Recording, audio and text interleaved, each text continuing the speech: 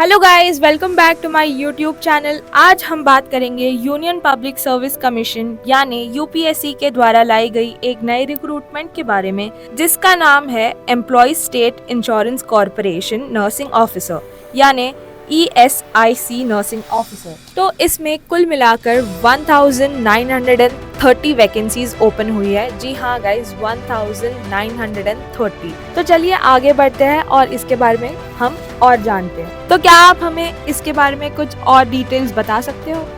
ज़रूर। तो हाँ दोस्तों, चलिए अब हम इसके बारे में थोड़ा और जान लेते हैं। तो इसके जो रिक्रूटमेंट ऑर्गेनाइजेशन है वो है UPSC, that is union Public Service commission. अगर हम इसके पोस्ट नेम के बारे में बात करें तो वो है ESIC नर्सिंग ऑफिसर। और अगर हम इसके वैकेंसीज़ के बारे में बात करें, जैसे कि हमने पहले भी मेंशन किया था कि इसके वैकेंसीज़ 1930 वैकेंसीज़ निकले हैं, तो ये काफ़ी अच्छा अपॉर्चुनिटी है आप लोगों के लिए ये पोस्ट को अप्लाई करने के लिए। और अगर हम इसके जॉब लोकेशन के बारे में बात करें तो हम इंडिया के कोई भी कोने से अप्लाई कर सकते हैं।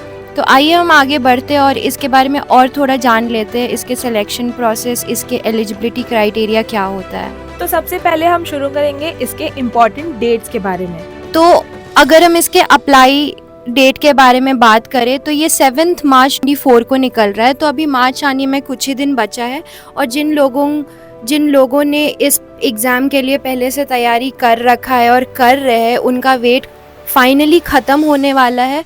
तो ये एप्लीकेशन आपका 7 मार्च 2024 को निकलेगा और इसका जो लास्ट डेट ऑफ एप्लीकेशन रहेगा वो 27 मार्च 2024 रहेगा। हाँ दोस्तों, 27 मार्च। तो जितना जल्दी हो सके उतना जल्दी आप इस फॉर्म को अप्लाई करना स्टार्ट कर दीजिएगा। अगर हम इसके एग्ज़ाम डेट के बारे में बात करें तो अभी तक वो ऑफिशियली नहीं निकला है। तो जैसे ये इसके एग्ज़ाम डेट आते हैं सबसे पहले हमारे चैनल पे आएगा, तो आप इसको सब्सक्राइब करना ना भूलें। तो आइए अब हम थोड़ा इसका एप्लीकेशन फ़ीस के बारे में जान लेते हैं। तो क्या आप हमें एप्लीकेशन फ़ीस के बारे में बता सकते हो? जी ज़रूर। इसकी एप्लीकेशन फीस जो है वो 2 कैटेगरीज में डिवाइड है। तो फर्स्ट इज जनरल, OBC और EWS। इन कैटेगरी वालों को कुल मिलाकर सिर्फ और सिर्फ 100 रुपीज भरने हैं। जी हाँ गाइस, 100 रुपीज। और सेकेंड कैटेगरी की अब हम बात करेंगे, जिसमें आता है SC, ST और PWD यानी फिजिकली चैलेंज्ड पीपल। और इनको ये एप्लीकेशन फीस भरने के लिए कोई भी शुल्क नहीं भरना है, ये उनके लिए फ्री है और इसका मोड ऑफ पेमेंट होगा ऑनलाइन। तो देरी ना करते हुए 7 मार्च को आप एप्लीकेशन फॉर्म भर दें।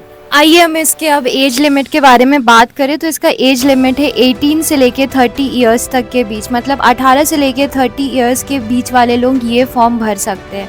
तो इसका पोस्ट जो नेम है, जैसे मैंने पहले भी मेंशन किया था, नर्सिंग ऑफिसर है।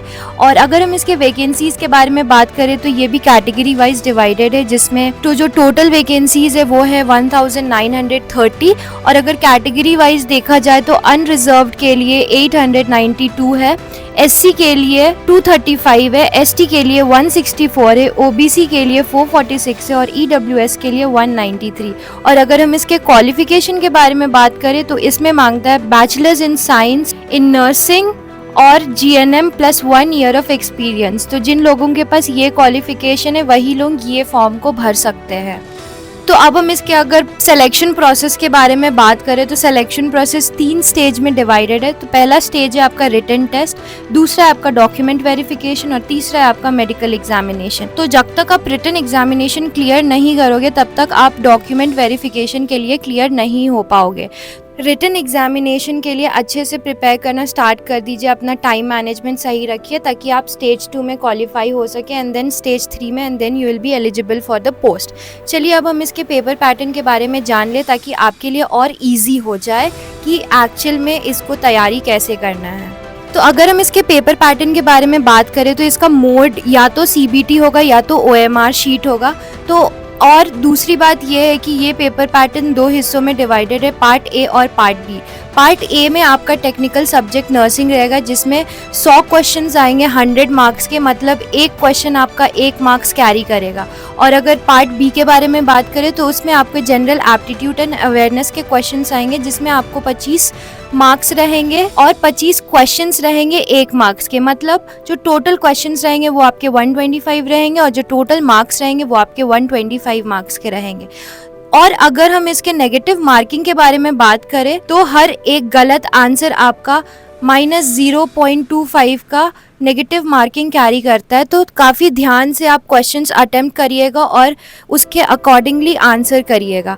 और अगर हम इसके एग्ज़ाम ड्यूरेशन के बारे में बात करें तो ये 2 घंटा का एग्ज़ाम है, तो सोच समझ के अपना टाइम मैनेज करके ये एग्ज़ाम को लिखिएगा। दोस्तों अगर हम इसके सैलरी के बारे में बात करें तो इसका सैलरी रेंज करता है 44,900 से लेके 1,42,400 तक। हाँ दोस्तों, 44,000 से लेके 1 लाख तक। तो दोस्तों समझ लीजिए कि इसका सैलरी कितना अच्छा है और आपके पास बहुत ही अच्छा अपॉर्चुनिटी आया है।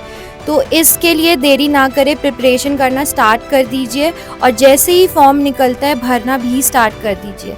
इसी के साथ मैं इस वीडियो को एंड करती हूँ और विश करती हूँ ऑल द बेस्ट।